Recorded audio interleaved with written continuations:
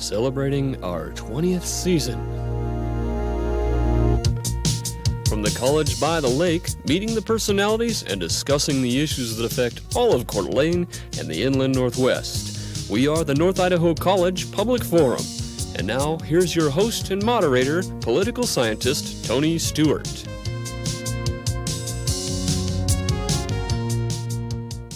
Welcome to the third week in our 6-week series entitled The Great Mysteries of Our Time. On this third program, we're going to talk about the phenomenon of Bigfoot, often also called Sasquach. In order to discuss that topic, which has been an intriguing one throughout the years, particularly here in the Pacific Northwest, we welcome to the program John Willison Green, who is from Canada and has had a long career in journalism, and who has become also a specialist on this topic that we have here today. Our guest has written 2 books dealing with this issue. One is entitled On the Track of the Sasquatch, and the second one is The Year of the Sasquatch. Our guest is also a graduate of the University of British Columbia and also the Columbia University Graduate School of Journalism in New York. Mr. Green, welcome to the program. It's a pleasure to have you here. Pleasure to be here. Today I have 4 panel members that will be joining and questioning our guests, and we're welcoming all of those panel members and delighted that they are here. First of all is Janelle Burke, who is to my immediate left and is an attorney in the state of Idaho. Next to her is Steve Schenck, who is the Dean of College Relations and Development at North Idaho College. And then Richard Schneider, who is a faculty member at North Idaho College, Department of Anthropology. And next to him is Jim MacLeod, who is also on our faculty in the Department of English. And I shall at this time invite Janelle Burke to commence the questioning. Mr. Green, can you tell us, how did you get interested in this fascinating subject, Sasquatch or Bigfoot? Well, I bought a newspaper in an area where, going back as far as 1920s or perhaps earlier, there had been published stories about the Sasquatch, which is an anglicized version of an Indian name for these things in that area. And actually growing up in British Columbia, I'd read about it. And so you began to study? Well, no, more about it? I didn't do anything about it directly, but this story was alive in that area. And in 1957, British Columbia was having a centennial celebration, part of which consisted of building permanent projects. And the provincial government offered grants on a per capita basis to each municipality to build a permanent project. Well, the community of Harrison Hot Springs only had a few hundred people, and the total amount of money involved was about $600, which won't build anything very permanent. So they asked if they could have permission to spend the money hunting for the Sasquatch.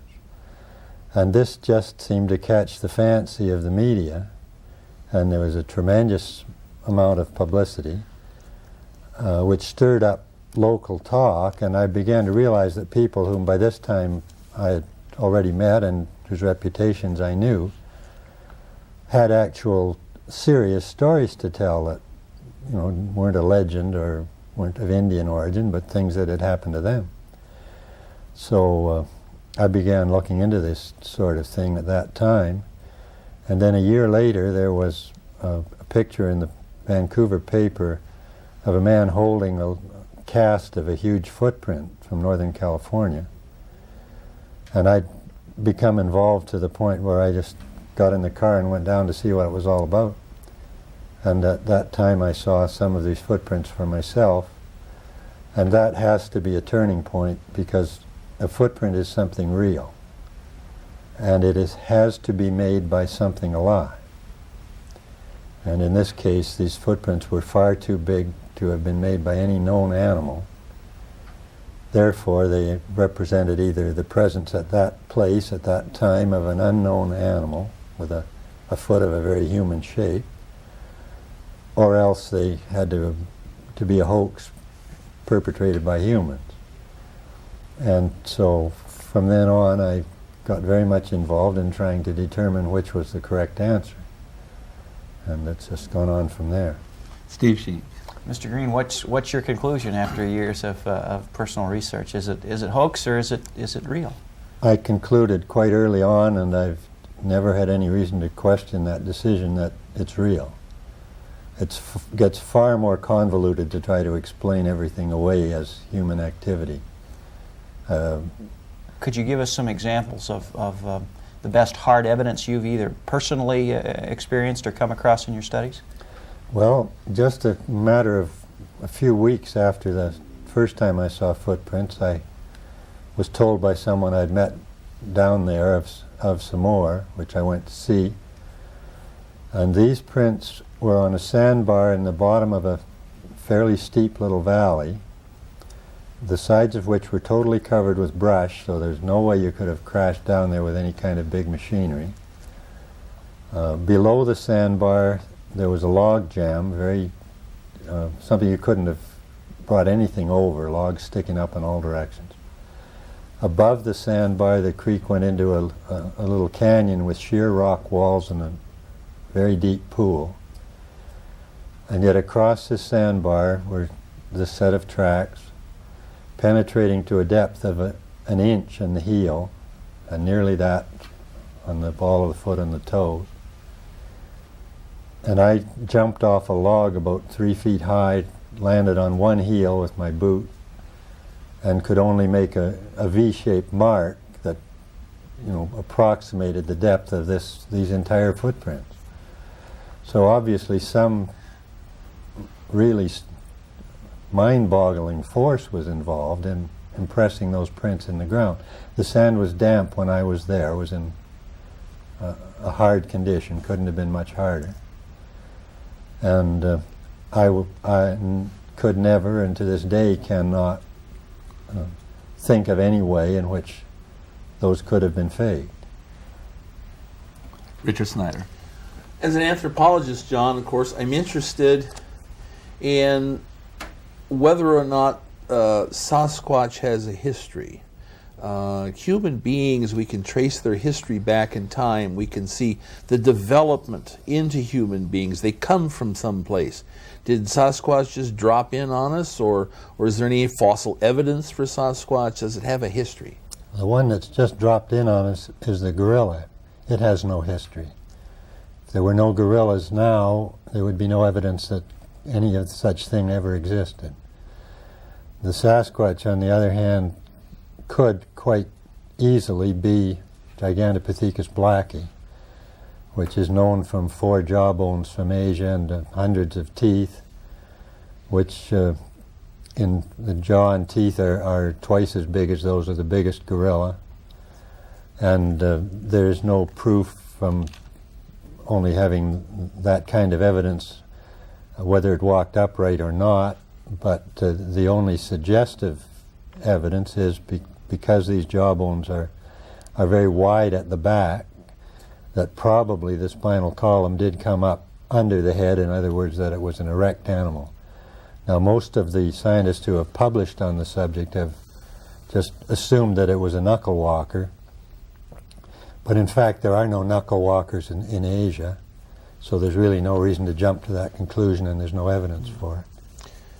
Just out of curiosity, you're suggesting Gigantopithecus might be a fossil ancestor of Bigfoot. How far back in time are we talking? 10, 20 million years? Or? No, we're only talking 300, 500,000 years. It wouldn't be an ancestor at all. It would be the thing itself. Mm-hmm. Jim MacLeod. John, we've talked a little bit about tracks and possible evidence in the fossil record. I wonder if you could comment on the, I guess it's commonly known, the Patterson film, although I guess, was it Bob Gimlin also? There were 2 there. Yes, that Roger shot Patterson that and film. Bob Gimlin. Yeah. In 1967, as I recall, is when that film was made. If you could comment on that as evidence for the existence of Sasquatch. That entire incident, and primarily the film, is certainly by far the best single piece of evidence. You've got 2 witnesses, you've got good footprints, and quite a few of them, casts of 8 of which are available today. You did have, although it's subsequently been lost, a film showing them testing the depth of those footprints. For instance, Bob rode on a 1,200-pound horse alongside the footprints, and the horse's prints were not as deep as the prints that this thing had made walking across the sandbar. And of course you have the movie itself, and a lot of people have the impression that science has studied and rejected this movie, and the fact is that science has refused to study it. There's no such thing as a Sasquatch, therefore any evidence that it exists has to be a fake, and they're not fooling around with any fakes. It's a nice perfect circle, no way to break into it, and this year is the 25th anniversary of the taking of that movie, and there's been some study in Russia and in England, none worth mentioning, none by experts in appropriate fields in North America. However, I have discussed that movie with the people at the Disney studio, who said that at that time, that was 1969, that they could not build a machine that could walk across that sandbar, and that if they wanted an effect like that, they would have to draw it. And I've also seen Hollywood's best efforts in the intervening years to imitate apes, or indeed imitate Sasquatches, and they haven't done anything that looks the least bit impressive. Whereas here we have a movie that is extremely impressive, and it's supposed to have been made by a couple of cowboys from Yakima, and it's just out of court. It's ridiculous to suggest. Mr. Green, I know you brought with you a couple of plaster feet that we're going to show on the screen right now, and if you could talk to our viewers and our panel about how you go about this process, and I believe in a previous question someone asked you if that's not our look at some of the most strong physical evidence of the question of whether Bigfoot exists, and they're on the screen now. If you could describe how you do this and why these two particular examples are significant to you. Well, these are significant to me because I saw the footprints and made the casts myself. There are many better casts made by other people, of which I have copies, but I've brought these along because they were originals. And the larger one is approximately 15 inches long and 8 inches across the ball of the foot. The smaller one's about 13 inches long. These two tracks were going along a road under construction along a ridge in Northern California. They were impressed in very deep dust, and they had strides ranging in the 3, 4, 4.5 foot. They were wandering around. Sometimes they went off the road and came back on again. And many had been obliterated by traffic on the road by the time I saw them, although it was only 24 hours later. But there were still about 600. We counted them, but I'm not certain right now of the figure. But there's still about 600 tracks left. There probably were at least 1,000 originally. And they had all been made in the time when a very brief bit of rain after a long, hot, dry spell had left a very thin layer of mud on top of the dust. So, there's no way they could have been carved. They had to be impressed, and it all had to be done in a very short time. And again, there's a set of tracks that I don't, to this day, have any idea how you would fake them if that's what you wanted to do. With advancement in technology and certainly in investigative processes such as law enforcement, that we have some really very sophisticated ways of working with humans, like fingerprints, and now we're involved with the whole issue of genetic testing and so forth. Those advancements, are they going to be of assistance in trying to more closely look into these kinds of prints from these kinds of casts? Well, they certainly could be if it proves possible to get people with that expertise to come and look at the track. Is that a problem of getting people with expertise to join you in that kind of investigation? Oh, it's almost impossible. Why do you think that is the case? Same argument as before. This is evidence of something that doesn't exist, therefore it's faked, and I'm not going to look at it. One of the final questions before I go back to the panel, because I know you face this all the time, and so we'll let you face it on the television program too. You've indicated in some of your work and others that there have been over 2,000 reports of Bigfoot, and I know you get the question all the time that with that many sightings, why has not one been shot? And has been evidence this has been the case with other kinds of hunting, and I know that's become very controversial about shooting at this particular animal, or if you even saw one. Well, there have been at least a dozen, or maybe 24 cases of people saying they have shot at them. And in some cases we're certain that they hit them. There is no case of somebody bringing back even a piece of one to prove that that actually happened. As a matter of fact, there's no case of anyone saying that they followed one after they thought they'd wounded it. But no, I have no explanation as to why we don't even have a bone. That's what makes this a mystery. And basically what you have is two impossibilities. It's on the face of it impossible that a large animal like this is living right in among us, and that we have no physical evidence of its presence. But on the other side, you have, throughout human history, the stories, and coming to more recent times and not so numerous, but you have records of the huge footprints.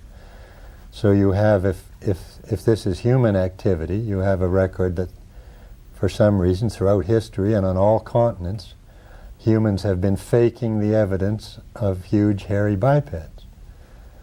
And so you have a choice. Is that possible, or is the existence of the animal possible?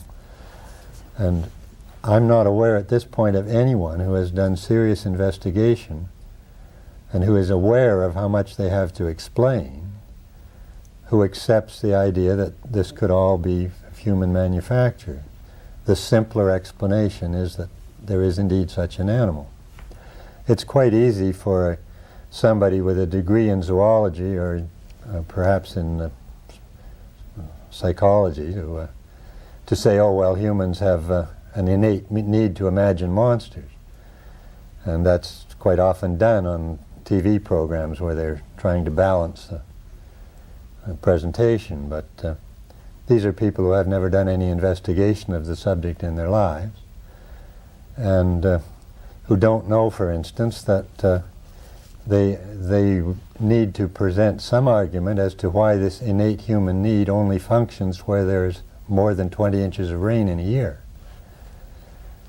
Because a map plotting Sasquatch reports has a very good correlation with the line, the difference between 20 inches of rain and more than, less or more than 20 inches. Janelle Berg. Well, we've just talked about one characteristic of the Sasquatch, and that is where they can be found. Let's just kind of go down through a list and say what do you think that a Sasquatch might look like? Physical description. What does the evidence Well, that's easy. point You've to? got a movie of one. I mean, they're somewhat like a gorilla as far down as the legs, and but they have long legs like a human. They're built much more heavily than a human in most cases, and that isn't going by description. Certainly the one in the movie is much heavier build than a human. They walk much like a human, and they are completely covered with hair. What about life expectancy? Do you think they're short-lived, long-lived, reproduction? The only evidence I have on that point is that the tracks of the same individual and of the same size, so that presumably it was human, was mature, was full size the first time that the tracks were seen in 1958 and again in 1967. And they're very distinctive, there's no question at all, it was the same individual. So there's an adult lifespan of 9 years, but I presume it's a good deal longer than that. Actually, the great apes tend to have a lifespan that is greater the larger they are. So probably longer than a gorilla, I would think. Night animal, day animal lives in the forest, I would take it, without protection. In other words, they don't build a nest. No evidence of habitation, no evidence of staying in the same place. That's another question. Well, They move back and forth. You could pretty well assume that if you have a large animal that you haven't discovered yet, that when you do discover it, it isn't going to have any regular habits or any place where it can regularly be found. It's to be that hard to find. You can make that assumption. And one last question: where is the closest sighting to the location that we are presently, if you know, or even to where you live? Well, to where I live, it's a matter of hundreds of yards. I wouldn't be surprised if it's the same here, but I'd have to look that up. No, probably a few miles here. Well, no, there was a man spoke to me this morning who said he'd seen one within a few hundred yards of the building we were in at that time. Steve Sheen. Mr. Green, have there been attempts, and you've said several times on this show that science as a group, scientists as groups of individuals have been reluctant to study this and have a pat answer for why they shouldn't. Have there been times in the past where scientists have seriously investigated the existence of Bigfoot? You have the one exception at Washington State, Dr. Grover Krantz, whom I'm sure you all know, who does study it. I did get considerable cooperation from the former head of the BC Museum, Dr. Clifford Carl, but he died shortly after our association began, and he was a marine biologist, so probably wasn't as threatening to him. As far as my own experience, there are quite a number of others who are willing to help. Like if you have something that you want them to look at, they'll do it, but sticking their own necks out, no. Are you doing anything actively? I mean, apparently you have a real interest in this. Obviously you have a real interest in it, and you track information. Do you do anything in the field that might lead to a provable discovery? I have done, but I long ago concluded that the odds against any individual were too great to indicate that would be a significant thing to do, particularly since I'm not a hunter. I don't have any skills that would be appropriate. Richard Schneider. John, you've mentioned elsewhere that people who attempt to report sightings, that say, I was out in my backyard and this large hairy creature came by and just scared the bejeebers out of me, or something, I was driving in my car and this thing ran across the road. These people, in their attempts to report what they've seen, tend to be ridiculed. Why do you suppose anyone wants to ridicule somebody for reporting what they see? Well, probably the biggest problem isn't actual ridicule, but just that they can't find anyone who will believe them. That, people they've known for years who they would expect to take, if they're the kind of person that customarily doesn't tell lies, they expect to be believed, and they find it doesn't happen, and it can be very upsetting to them. And of course, if they stick their necks out publicly, sure, they'll be the subject of ridicule. Go ahead. Have you experienced this? I mean, here you are. Tony earlier mentioned two of your books. There's also The Apes Among Us, and you've published this information. Do you get crank letters or crank phone calls or anything like that? No, but it certainly damaged my reputation at the time that I first got into it. It was rather interesting, though. As soon as I published a book, all that went away. It was then perfectly acceptable. I was making money, so it was all right. Jim MacLeod. Well, John, I just wanted to pursue this question of evidence, because it always comes up, and I, without making a statement myself, I hope, I'd like to see if I could get you to comment on this too. It seems to me that what I hear you saying in presentations that I've heard you, that if we had some solid evidence, and by solid evidence I guess I mean a bone or a piece of a body or something, we could get people in the scientific community to look at this situation. But I guess what I'd say about that, and I think this is still a question, is against the truth there is no argument. Do you have a comment to make on that point? Is solid evidence really going to do anything other than establish beyond a shadow of a doubt the existence of this, and is there any point in doing any research on it if it's established? Well, I would like to believe that if you had a bone that could be identified as coming from an unknown huge primate and being of modern origin, that this would settle the matter.